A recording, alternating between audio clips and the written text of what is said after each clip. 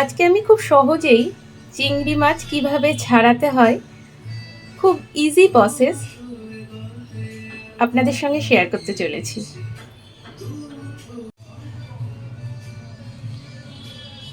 চিংড়ি মাছের যে এই পোর্শনটা খুব বড় কাটা। তো আমি প্রথমে কি করি, এটা কাঁচি দিয়ে প্রথমে কেটে নিই। এই পোর্শনটা ভীষণ কাটা।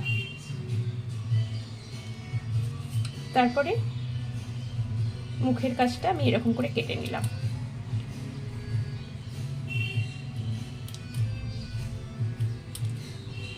এই যে পাগুলো ছোট ছোট কাঁচি দিয়ে কেটে নিলাম।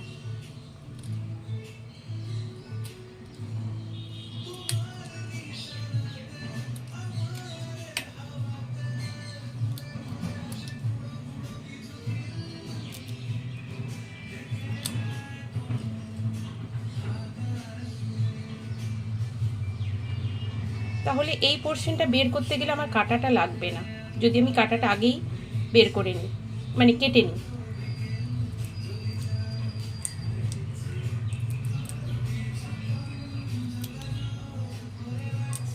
ইজিলি এবার ছাড়িয়ে নেওয়া যেতে পারে।